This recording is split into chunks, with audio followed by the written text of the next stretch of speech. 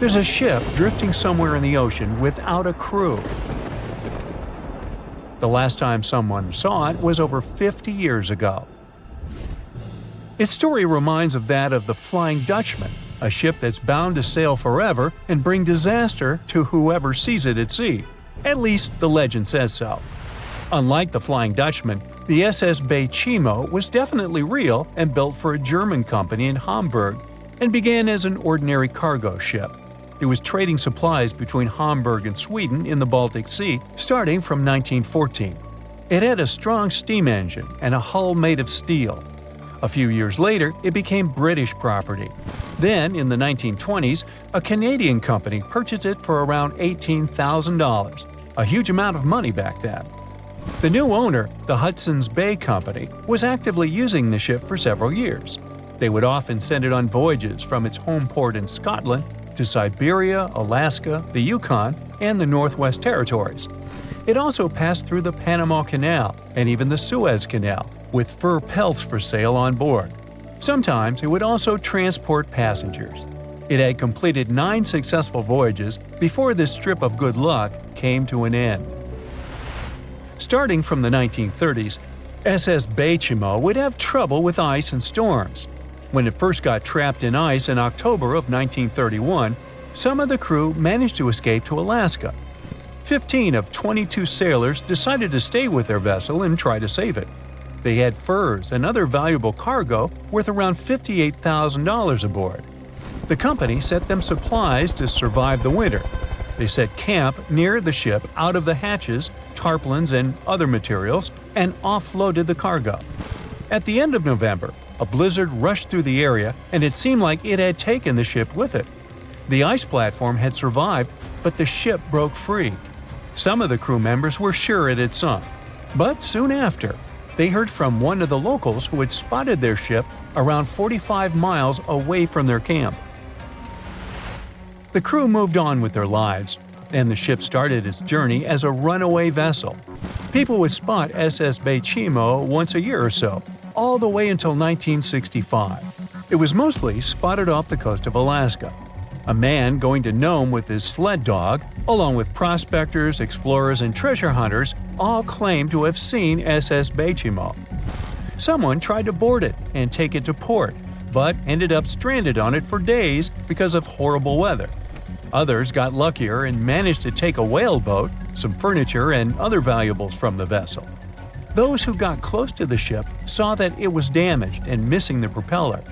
Still, it stayed afloat without a crew for at least 38 years and became the longest sailing ghost ship in history. In 2006, the Alaskan authorities started a project to solve the mystery of this ghost ship of the Arctic and finally find SS Baychimo, either still above or below the water. So far, the project has not been a success. SS Baychimo remains one of the estimated 4,000 ships that have disappeared off Alaskan shores.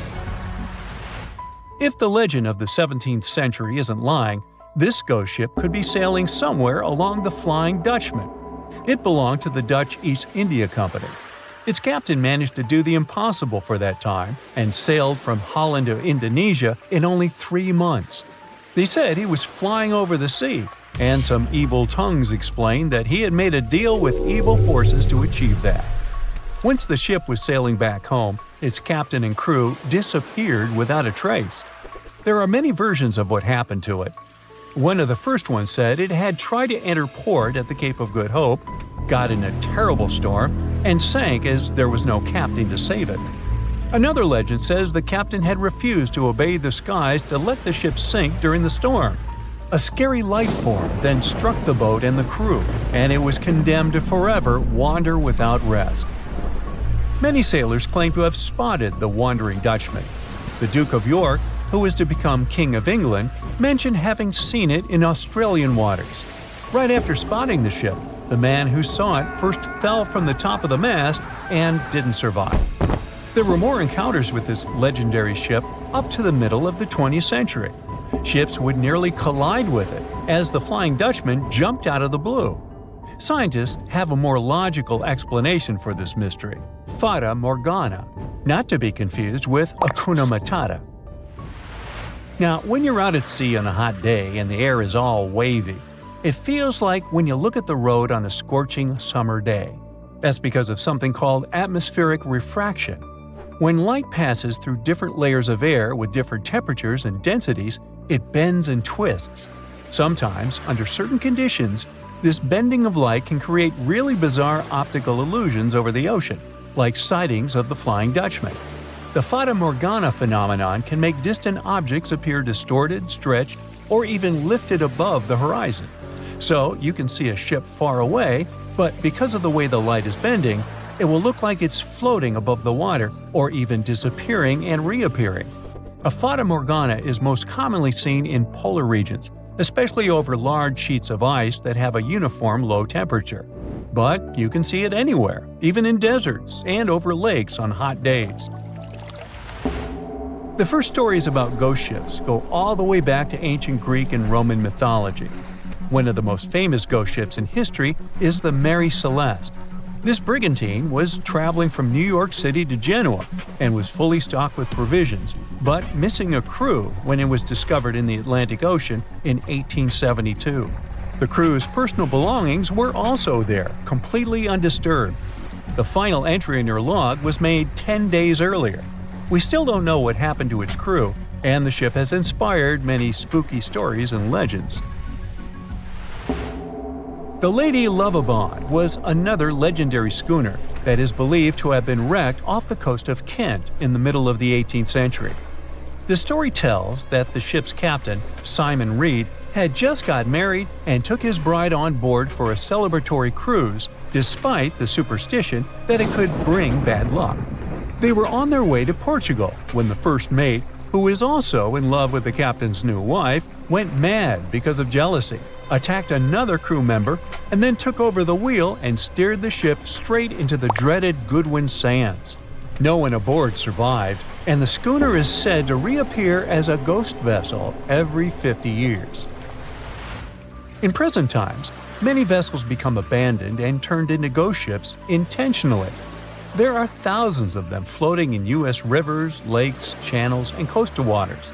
Some people lose their boats in storms and other extreme weather. Others have to abandon their boats because maintaining them can cost 10% of the boat's price. Plus, docking a vessel can add up to several $1,000s every year.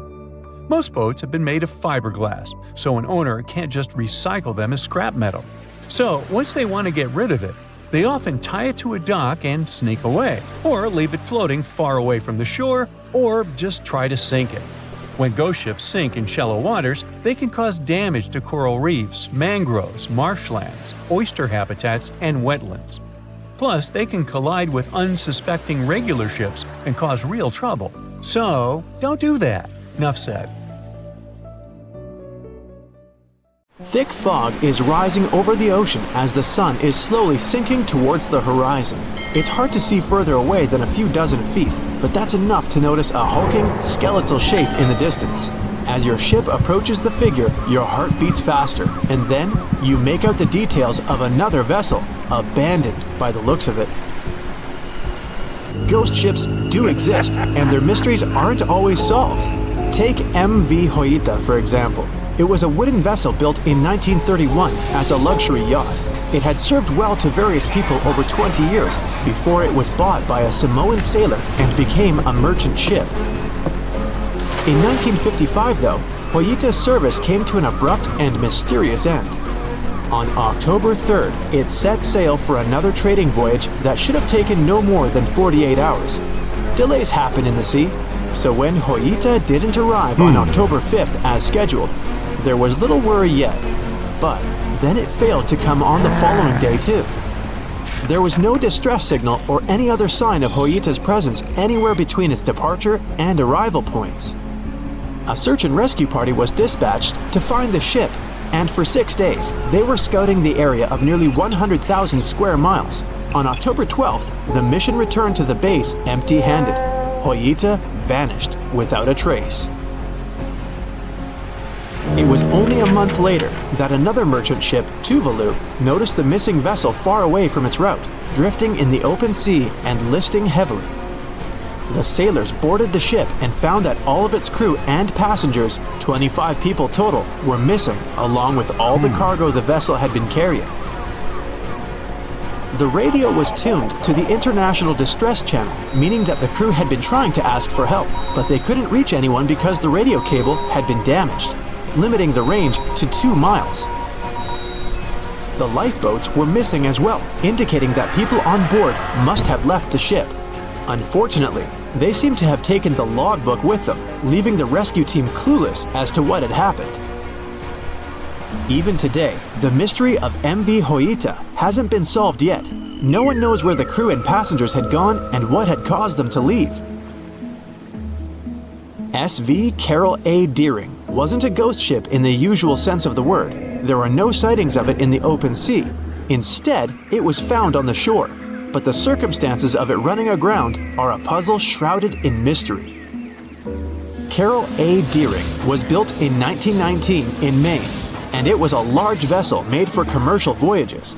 Unfortunately, despite its large cost of construction, it had only served for a year before its last trip. July 19, 1920.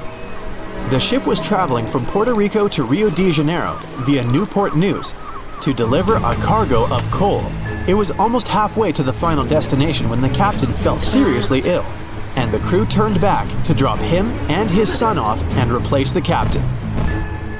The voyage went without incident, but when it came to Barbados in December to resupply, there were strange moods among the crew. The first mate didn't seem to be happy with the new captain.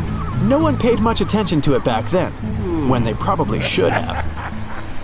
The last sighting of Carol A. Deering at sea was on January 28, 1921, when a lightship noticed it off the coast of North Carolina. There was some commotion on the quarterdeck of the ship, where the crew were normally not allowed. Then, another vessel sighted it, but there was already no one on the decks. On January 31st, the merchant ship was found hard aground in the Diamond Shoals, a site notorious for numerous shipwrecks that had been occupying there for centuries. When the search and rescue party boarded the ship, they found it abandoned, the log and personal belongings of the crew gone, along with the 2 lifeboats. There is still no answer to what happened on board of Carol A. Deering that January, although the most popular version was mutiny. Maybe we'll never find out the truth though. SS Baychimo is perhaps one of the most notable ghost ships in history. This large cargo steamer was built in 1914 in Sweden and plodded its way dutifully over 16 years, trading provisions for pelts with native tribes of Alaska and Canada. But then, on October 1st, 1931, Baychimo got caught in pack ice. At first, it seemed the crew would be able to wait it out and continue on their route because the ship broke free in a couple of days. But in less than a week, it became caught again, this time for good. In another week, a rescue party was sent to fetch 22 of the Baychimo's crew, while another 15 remained behind to wait through the winter if necessary and get the ship back. But a month later, after a powerful blizzard struck their camp, the sailors went out of their shelters only to find the ship gone. Luckily, a few days later, a native hunter told them Baychimo hadn't been lost yet. He'd seen it about 45 miles from where they had been stationed. They managed to track it down, but decided the ship wouldn't survive the winter, so they took the most valuable cargo from its hold and abandoned it. They were wrong though. SS Baychimo did survive that winter, and many more that followed. When the ice broke, it sailed away on its own, drifting listlessly along the shores of Canada and Alaska. There were numerous sightings of the ghost ship, sometimes adrift in the open sea, and at other times stuck in the pack ice again. People attempted to board and salvage it, but weather conditions or lack of equipment always prevented them. SS Baychimo was last sighted by native Alaskans in 1969, 38 years after its abandonment. What became of it later remains unknown. The story of SS Orang Medan is one of the most puzzling and harrowing ghost ship stories of the 20th century. No one even knows for sure if the ship even existed in the first place. It wasn't recorded in Lloyd's Shipping, the International Register of Ships, which makes it either a tall tale or a vessel that avoided being officially recognized for some shady reasons. In any case, the accounts as to what happened to the Medan vary. According to most reports, it was carrying some unknown cargo in the Indonesian waters when a distress call was received by another ship in the vicinity. The officer on duty heard an SOS message, but its contents are different depending on the accounts. The message did not repeat, and the crew of Medan didn't answer to any attempts to contact it back. The ship that received the distress call hurried to the rescue, but they only reached the vessel the following day, when it was already drifting and slightly listing. When the rescuers boarded the ship, they found that none of the crew had survived. However, one lifeboat was missing, which implied that there was at least one crew member who managed to escape.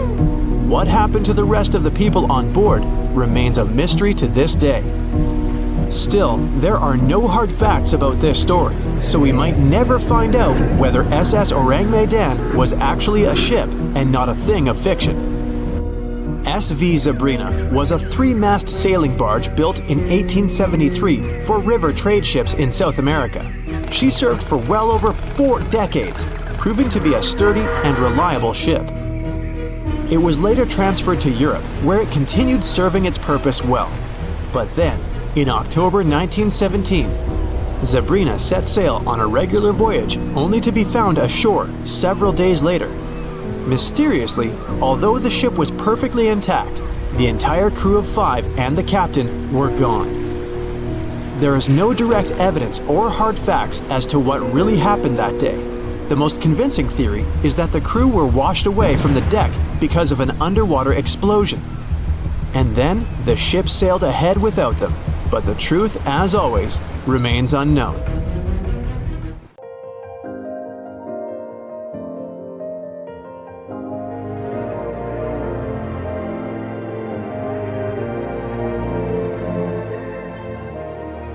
Welcome to Nome, a small town located in the south of Seward Peninsula on the west coast of Alaska.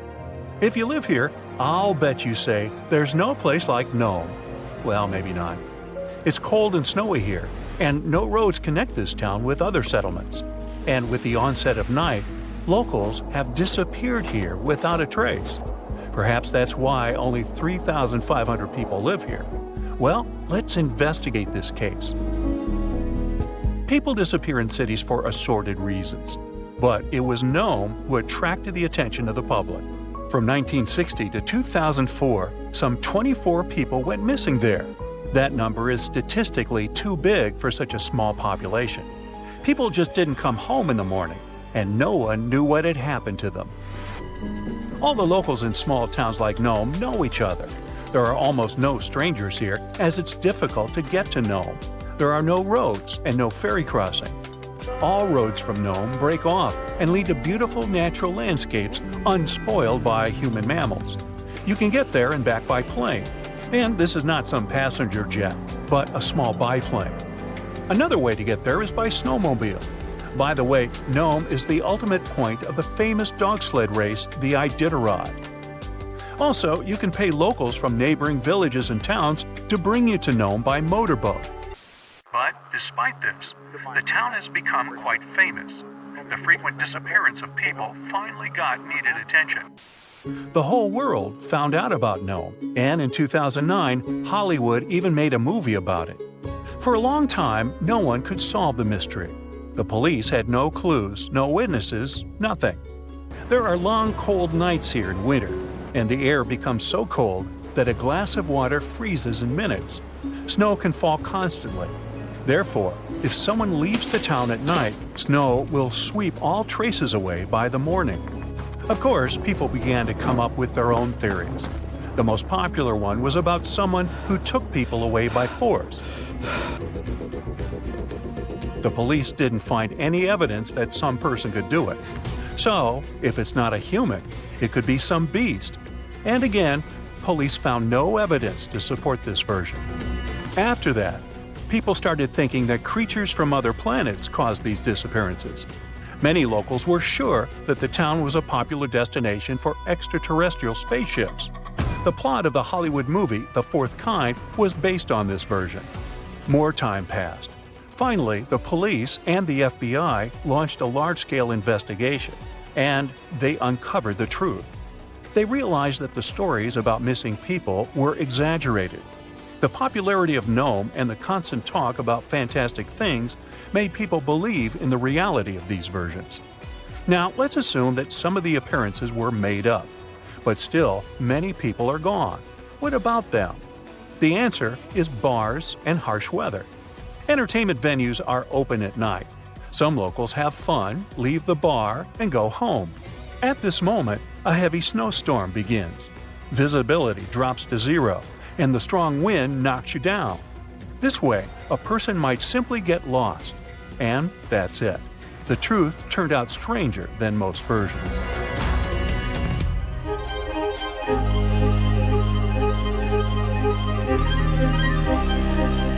The Bermuda Triangle is a big area in the Atlantic Ocean, so the disappearance of ships and planes there seems not so surprising. But it's much creepier when it happens on a lake. Let's visit the Lake Michigan Triangle. It's located between Michigan and Wisconsin. For a couple of centuries, terrible things have been happening here. People put the same legends around this place as around the Bermuda Triangle.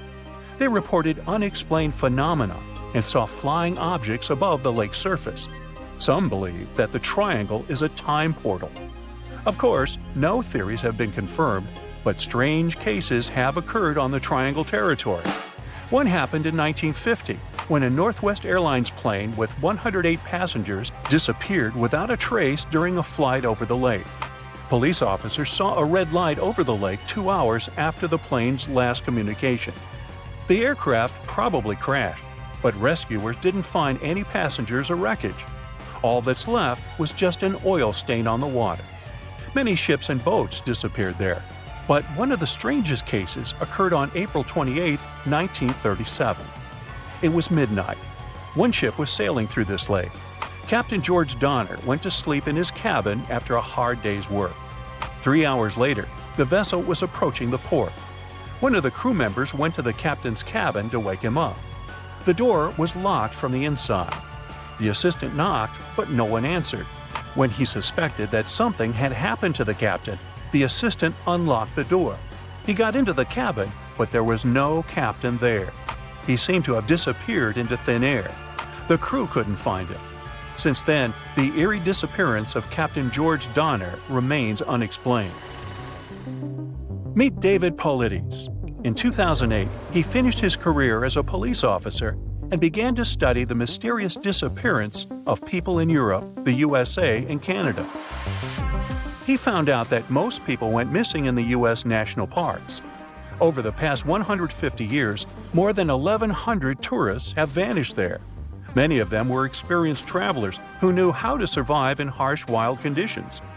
David has written about these mysterious vanishings. He pointed out that some of them didn't disappear, but were found alive. They woke up somewhere in the forest and didn't remember what had happened to them. The creepy detail of all these cases is that most missing persons were young. Another detail is that many went missing before hurricanes. There are too many riddles and not enough answers in this case. Then there's the Sargasso Sea in the northern part of the Atlantic Ocean. This is the only sea that doesn't have shores on land. It's called the sea only because it's defined by ocean currents. Also, golden brown algae grow in this area's bottom, making it seem like an orange spot in the middle of the endless ocean. The Sargasso Sea became famous because, in the 19th century, one of the most famous phantom ships in history sailed here. In 1872, a brigantine sailed through the Sargasso Sea. Its captain spotted another ship a few miles away. He lit a signal fire, but received no response. Then the captain decided to sail closer to find out what had happened. On the hull of the mysterious ship was the name Mary Celeste. The captain of the brigantine and several crew members went on board. They walked around the deck and looked into the cabins and the hold. Everything was in place, but there were no people. The cargo and barrels remained untouched, so pirates didn't attack the vessel. The only damaged thing on the ship were the sails. They were torn to shreds. All documents except the logbook were missing from the navigator's cabin. The last logbook entry was added on November 24, 1872. The crew of the ship was never found. and this was one of many cases. In the 20th century, from the 60s to the 80s, there were many reports of empty boats and yachts floating on the sea. Also, some entire ships disappeared without a trace. All these cases still remain a mystery. According to one version, the four-sided current forms water funnels. Whirlpools can quickly pull a ship into the depths of the sea. This explains the disappearance of boats. But what about cases when the vessel is still on the water without a crew? Sometimes these whirlpools can create wind vortices. They're like little tornadoes. What if these whirlwinds are powerful enough to throw people overboard and tear the sails? Yeah, the theory seems too fantastic. So, what do you think happened? 47-year-old Kenny Vach told his family he was going hiking for 2 days. His destination? The Mojave Desert. The man wanted to revisit a cave he had discovered during one of his previous hikes. But that was the last time anyone had seen Kenny Vach. A helicopter and over 30 search and rescue teams came back empty. The hiker was nowhere to be found. Was the mysterious M cave behind his disappearance? The oddest thing about Kenny's case is the fact that he was a seasoned hiker. He often went on solo trips to explore deserts in California and Nevada. The man was an ultralight hiker. That meant he brought only the most basic of supplies: water, food, and a tent. That's all. But this was enough for several days of camping in the desert. Kenny would rarely bring a GPS device with him. He didn't even bother to pack a compass or a map. Some would call him reckless, but he managed to get back home every single time. Kenny wasn't shy either. He had a YouTube channel where he regularly posted his adventures. He named his channel Snakebit McGee because he picked up snakes wherever he went. But Kenny also had another habit. He went into every cave he found in the desert. Now, he didn't post many videos. Kenny mostly used YouTube to comment on other people's adventures. In a comment from June 2014, the man revealed that he had discovered a mysterious M-shaped cave. It was located in the Sheep Mountains of North Las Vegas. Kenny's description of the cave is where the weird part of the story begins. He spotted it while hiking and noticed the cave had an interesting entrance. It was shaped like a perfect letter M. Kenny went up to it, but something didn't seem right. He reported that his body started to shake as he approached the cave. The vibrations were so strong near the entrance that Kenny turned back. In his own words, he was scared for his life. It must have really been something if it frightened an experienced trekker. Kenny had an impressive track record. He had been hiking for 20 years. He explored caves other people were too afraid to even enter. Once, he was bitten by a rattlesnake and had to spend a week in the hospital. On his journeys, the man found skulls of all shapes and sizes, as well as old animal traps. Kenny slept on mountain peaks under the stars. One time, he hurt his leg on a mountaintop. He had to walk 20 miles back to his truck. It was 100 degrees Fahrenheit that day, and Kenny had 1 cup of water to keep him going. Kenny Vach was a true survivalist. But this one cave was a mystery to him. He admitted that he was totally unprepared that day. He had the tools to open a can, but not to fight the mysterious force that took over his body. But Kenny wasn't a quitter. He made plans to return to the M cave, and this time, he was going to be ready. He did so several months later, but much better equipped. But the trip turned out to be a bust. He recorded a video, but couldn't find the cave. Was that it? Was the brave explorer finally going to quit? Not by a long shot. His followers on social media wanted him to solve the mystery. So he went out into the desert for the 3rd time. He planned a short, overnight trip, but nobody ever saw him again. After 2 days, his family alerted the authorities. They quickly launched a search for the missing man. Now we come to the weird part. In one of his videos, Kenny stood in front of an abandoned mine shaft. This is where he briefed the viewers on the mission. Rescue teams reached this point and found Kenny's phone. This was 10 days into the search, but the trail soon went cold. The rescuers feared the worst. They decided to send a camera down the shaft, but didn't find anything. For a full month, no one had any idea where Kenny was. And then the mystery deepened. An unknown woman came forward online. She claimed to be the missing man's girlfriend. The mysterious woman told the story of how she went with Kenny on hour-long hikes. She urged hikers to use GPS not to get lost. And then, a claim that shocked social media users. The woman believed Kenny's disappearance wasn't an accident. She revealed that her alleged boyfriend had some serious issues. Apparently, he had quit his job a year prior to his disappearance. Did Kenny Vach really trek into the desert to take his own life? People weren't convinced. Kenny's daughter believed her father just had an accident. In her words, he was a survivor. Was the mysterious M Cave responsible for his disappearance? Did he find someone or something he shouldn't have found there? The questions linger, and so do the theories among the online community. Fellow hikers and YouTubers were determined to find the M Cave.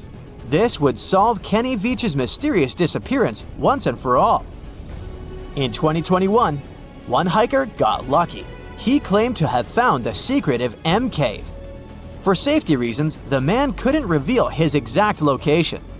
The cave sits somewhere near Nevada State Route 375 East. The entrance to the cave really looked like an oversized letter M, just like Vach described it. But the shape is too hard to notice from ground level. Only when you look at it from above is the M shape visible. Who knows, hikers might have been walking past it for years without noticing the cave. Even Kenny couldn't locate the entrance the second time he went looking for it. The cave wasn't very deep, but there was something odd at the entrance. There appears to have been a straight line of rocks. Did someone try to wall off the entrance? And at the back of the cave, there was an even stranger find. Small pieces of wood were scattered along the floor. They looked a lot like 2x4s that are used in construction. Was there a door here once? The hiker found a nail sticking out of the stone. It could be part of a latch that was there some time ago. But the strangest part was the writing on the wall. Hatch or Vach? It's hard to tell. The hiker that discovered the cave didn't want to stay to find out. He left the cave in a hurry. No, it wasn't because he felt a strange vibration in his body like Kenny. He just didn't want to be in a desert cave in the middle of nowhere. This is the Mojave Desert, one of the most dangerous landscapes on Earth. Could this setting better explain how Kenny Vach disappeared without a trace in 2014? The desert's nickname is well-deserved.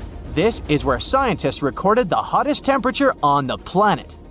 134 degrees Fahrenheit, and the average temperature during summer, just 113 degrees Fahrenheit, no sweat. But you'll also need a blanket. At night, the air temperatures drop well below freezing. Talk about a climate roller coaster. And the list of dangers doesn't end there. The driest and hottest place in the United States is home to dangerous animals. Mountain lions, venomous lizards, spiders, and wasps. You name it. Any one of these animals can end the life of an unsuspecting hiker. There is a reason why Kenny always wore snake guards when trekking. And then there are mine shafts. Local authorities strongly advise hikers not to enter them. These old mines from the 1800s are highly unstable. A person can easily fall down a hidden shaft. They also have pockets of bad air, which can suffocate a person. And remember the likable wildlife? They too live in these shafts. Rattlesnakes, scorpions, and black widow spiders. Kenny Vach could have easily fallen into one of these shafts, and there would be no help for him from miles around, since Nevada is one of the least populated states. Do you know the feeling when you've been trying to solve one mystery for your entire life? Nope? Well, Detective Anderson does. During almost 30 years of working for the police, he solved many riddles, caught hundreds of robbers, and helped save thousands of lives. There's a huge number of successfully solved cases on his record. At the age of 25, he caught a thief who changed his own face with plastic surgery once a year. When Anderson was 30, prisoners started breaking from jails all over the world. The detective successfully solved this case. At the age of 38, he discovered the secret base of a forbidden order in a volcano's mouth. By his 50s, he managed to explain all the most inexplicable things in the world. But there was something he couldn't solve. These were two mysteries from the 50s, cases of missing planes. All these years, Anderson has been scrolling through the details of this puzzle. Unfortunately, he was too young when this story began. All he had were guesses and notes. But today, a sudden thought struck him. For the first time in many years, he felt that he could finally solve this mystery. But to do this, he had to immerse himself in this story again. So he opened the closet and pulled out 2 old magazines with detailed articles about these incidents. The first one happened in the summer of 1955.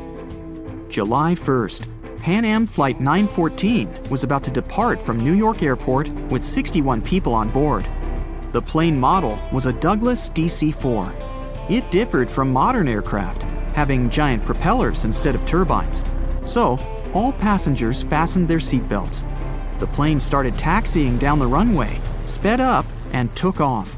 It went high into the sky and out of sight. Its destination was Florida.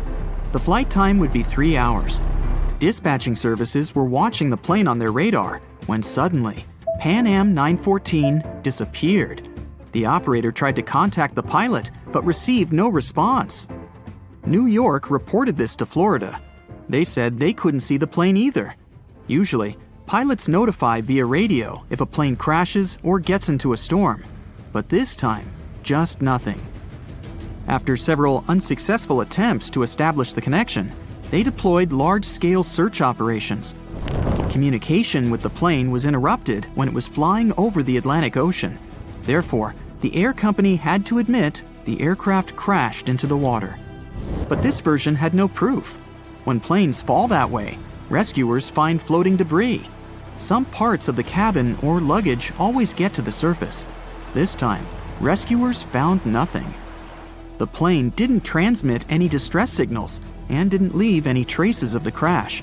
It seemed like it just disappeared into thin air. People forgot about this disaster for 37 years. And then, something bizarre happened. 1992, Venezuela, Caracas Airport. The control tower received a signal about an unknown aircraft approaching them. It was weird because it wasn't supposed to be there. There were no flights scheduled for that time. The plane was landing. The dispatcher and the rest of the airport staff understood that something was wrong here. The plane looked old, with huge propellers instead of turbines. After landing, the pilot contacted the airport. Where are we? The dispatcher asked him to identify himself. A few seconds later, he received an answer. We are Pan Am Flight 914 departed from New York to Florida with a crew of 4 people and 57 passengers on board. The dispatcher didn't know what to do next. He and the airport staff understood what kind of plane they were looking at. What was this plane doing 37 years later and almost 1,240 miles away from its destination? After a few seconds, the startled dispatcher turned on the microphone and said, It is September 9th, 1992. You know that? A long pause followed. Then, the pilot responded in a panic. Oh no. Jimmy, where are we? No! Stay away! Let's go now! The airport staff saw the pilot waving his hands in horror through the glass. Then, he started the engines and took the plane to the runway. Pan Am 914 increased its speed and took off. The dispatcher tried to stop him, but the pilot didn't respond. The plane disappeared into the sky, and no one else had heard of it since that day. Detective Anderson finished reading the article. He frowned and looked out the window. Raindrops were hitting the glass. The storm outside perfectly depicted what was happening in his mind at that moment. He seemed to know what had happened to that plane. All the clues were there, lying right in front of his eyes. But to know for sure, Anderson had to move on to the next case. It was another article, dated 1989. It happened in 1954. Santiago Airlines Flight 513 took off from West Germany Airport. The plane was due to land in Brazil in 18 hours. There were 88 passengers and 4 crew members on board. The plane hid behind the clouds and disappeared from all radar. Air traffic controllers were trying to contact the pilots, but didn't receive a response. 18 hours later, they called the airport in Brazil. Those dispatchers couldn't confirm this plane's landing and couldn't contact the pilots either. The search operation lasted for several months, but they found nothing. just like in the Pan Am 914 case. The plane disappeared from radar while flying over the Atlantic Ocean. 2 years later, the search operation ended, and Santiago Airlines ceased its activities. October 12, 1989. Airport controllers in Brazil noticed a passenger plane that suddenly appeared on their radar.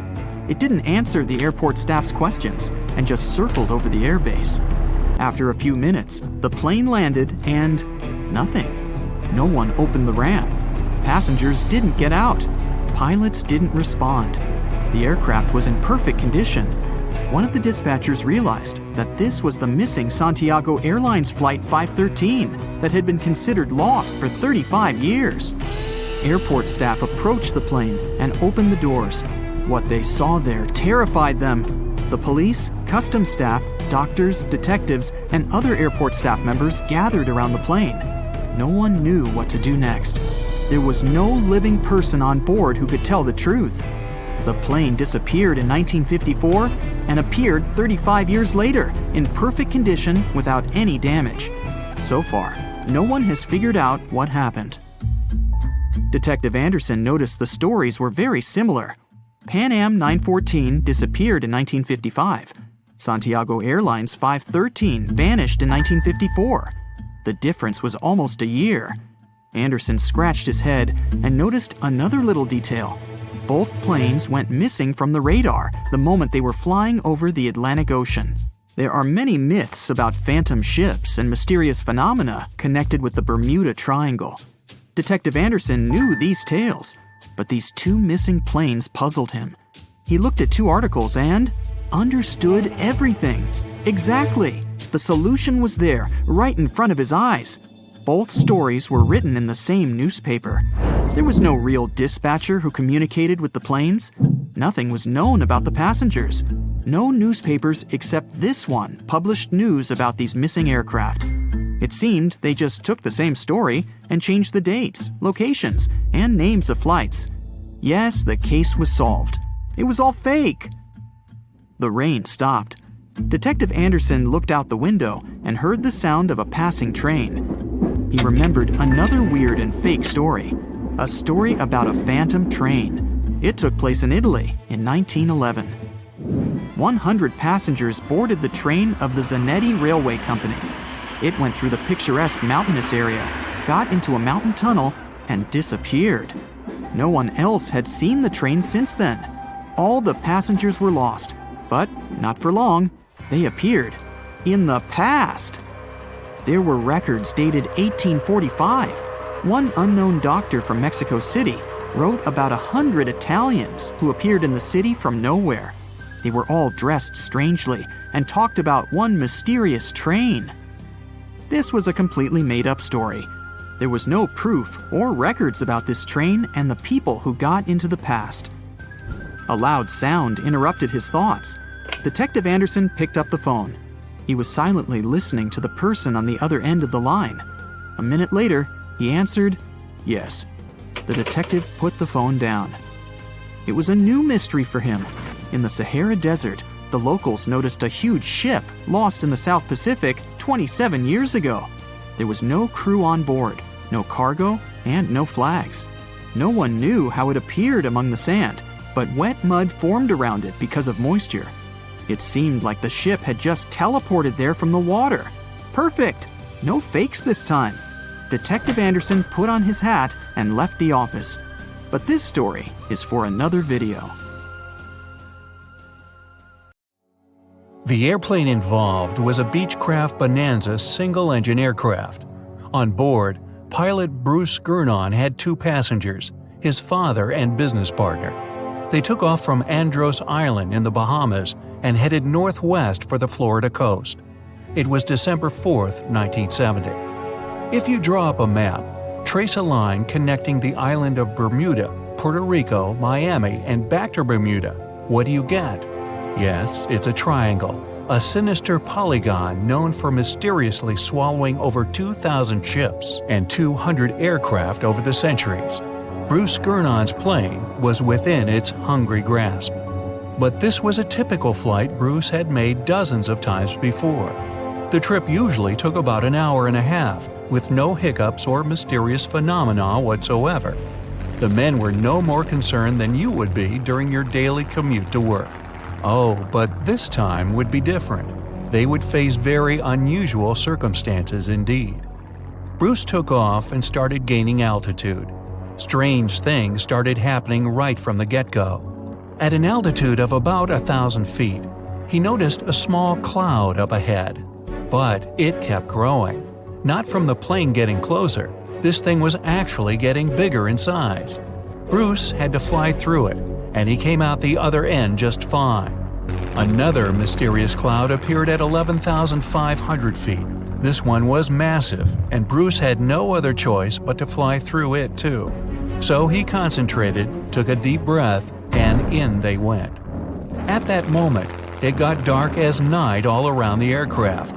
Not a single sliver of sunshine got through. But this wasn't a storm cloud, and it wasn't raining. Bruce was starting to get worried, and then, bam! He saw flashes of white light. They would appear and vanish quickly like lightning. But this pilot knew this certainly was no lightning. The flashes were so bright, they lit up the whole space around them. Bruce kept flying for another 30 minutes when he realized this was the same cloud he had gone through earlier when he started to climb. But now the cloud was cylindrical, and the plane was flying through its center. It was about 1 mile wide and seemed endless. Bruce thought he could never get out of that trap. But a minute later, he saw light at the end of the tunnel. He kept that yoke straight ahead. He was almost out of this nightmare. But all of a sudden, unexplainable things started happening again. The walls of the cloud tunnel began to narrow. They were closing in on the plane. The navigational instruments started wigging out. The compass was spinning by itself counterclockwise. The electronic instruments were all malfunctioning.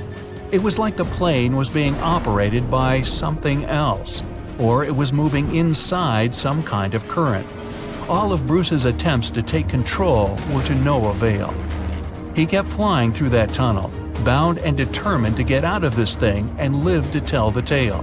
The walls kept narrowing, smaller and smaller, wrapping like a vortex. Bruce was running out of time. He had to get out of this place fast. The next 20 seconds were the most intense of his life. But then, he burst out of this foggy trap. As Bruce described later, he felt weightless for 5 seconds as his plane left the tunnel. The clouds dispersed, and now the aircraft was in a grayish haze.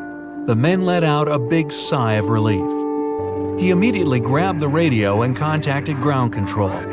Bruce wanted them to determine his location. But when the dispatcher looked at the green screen, his face became contorted with confusion. Bruce's plane wasn't on the radar. It was as if the thing was invisible. But then the dispatcher said the aircraft was already in Miami airspace. Bruce was utterly shocked by this information. It just couldn't be true. The distance the Beechcraft was supposed to cover was about 250 miles. Remember, the whole trip usually took around 90 minutes. But this time, it took just 47 minutes to get to the destination. This model of aircraft can only cruise at about 180 miles per hour. Do the math, and anyone would understand that this was physically impossible. The dispatcher must have made a mistake. But when the clouds parted, Bruce saw that he really was over Miami. The plane landed safely, and it was time to try and solve this mystery. So what happened on that flight? Bruce checked the remaining fuel and his watch. After a short calculation, he was only more confused.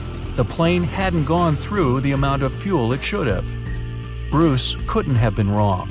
He was a very experienced pilot. By his early 20s, he already had 600 hours of flight under his belt. And he was all too familiar with this airspace he'd flown countless times. All the evidence in hand seemed to indicate that Bruce's plane just skipped over almost half the entire distance. The man thought about this bizarre occurrence for a long time. He even consulted with professors and experts, but none of them could give an exact answer to what happened that day. So he came up with his own theory and even wrote a book about it. Bruce thought it all came down to this electric fog with white flashes. Others, however, theorized that dark energy was responsible for this time leap. Yes, that same dark energy responsible for the expansion of the universe.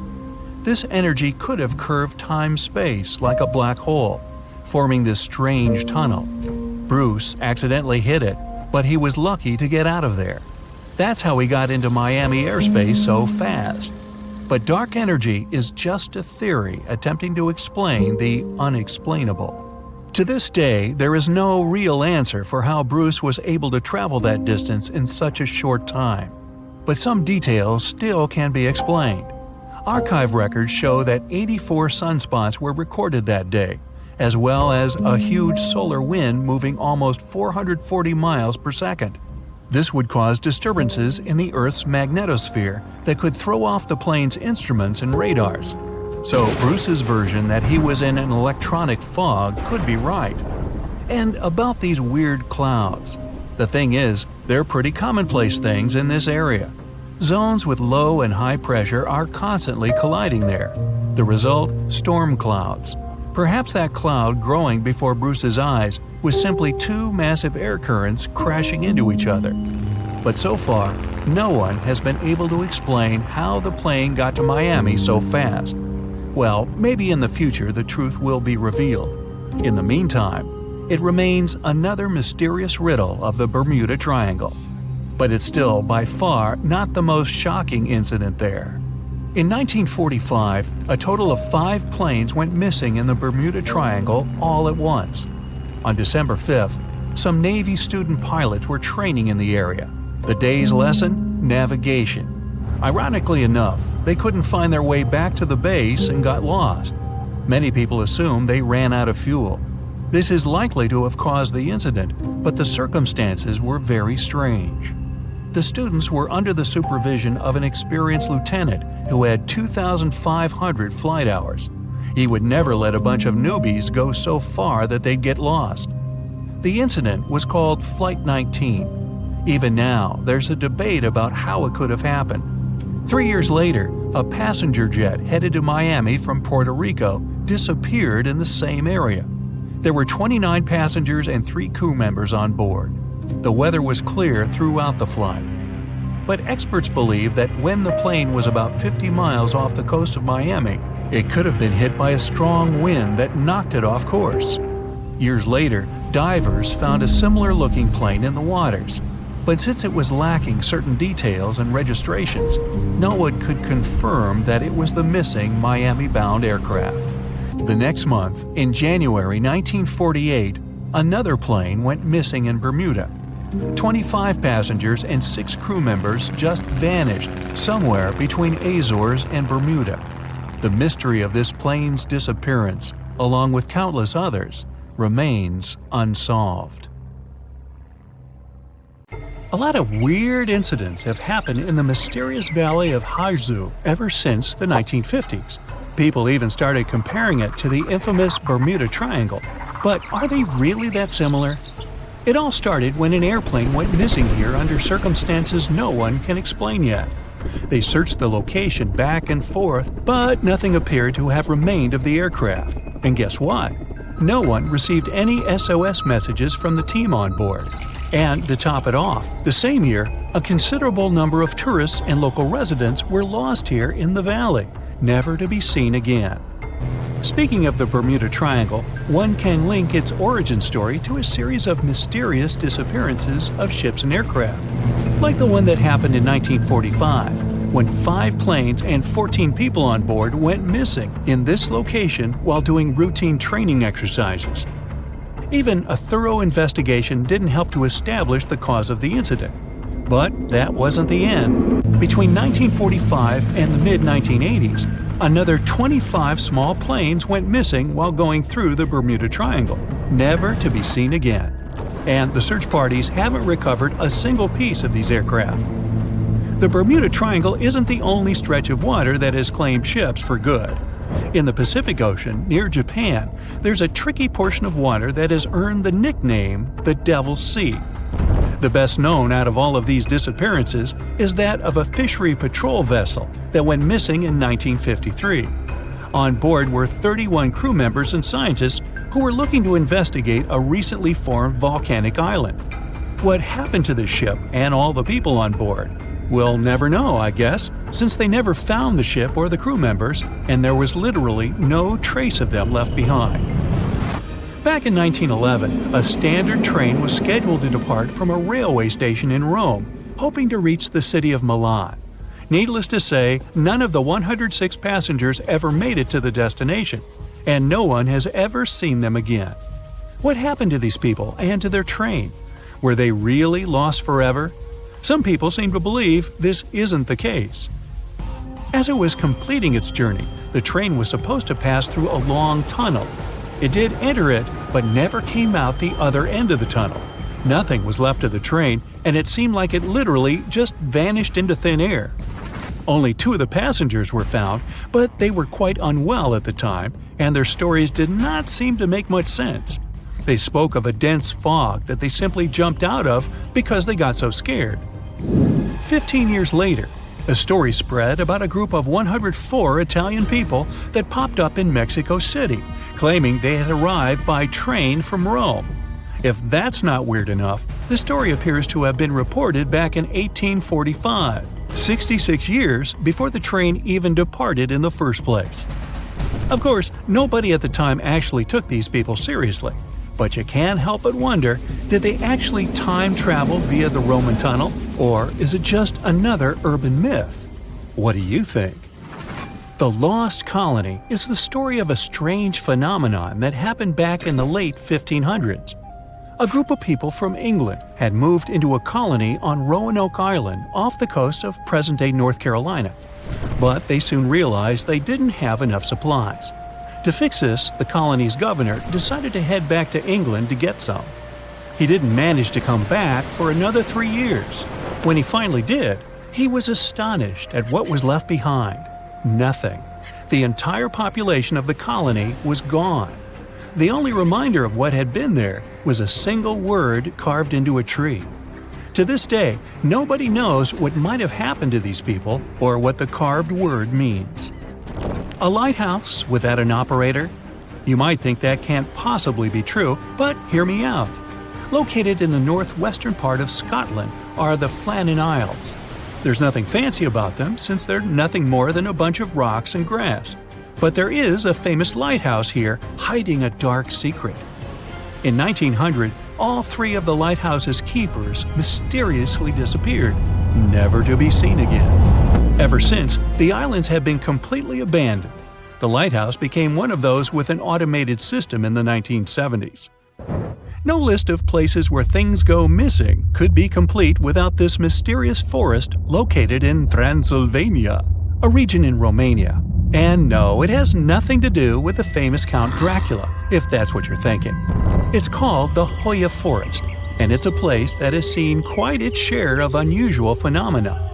Not only do people go missing here, but others have experienced all sorts of weird noises, from female voices to whispers. Some people claim to have time traveled between the spooky trees of the Hoya Forest. They say they had literally skipped a few hours before they went back. The Yellowhead Highway is a stretch of road located in British Columbia, Canada. One section of the road has received a lot of attention throughout the years, starting with the 1960s because of some mysterious disappearances. These events have earned it the nickname Highway of Tears.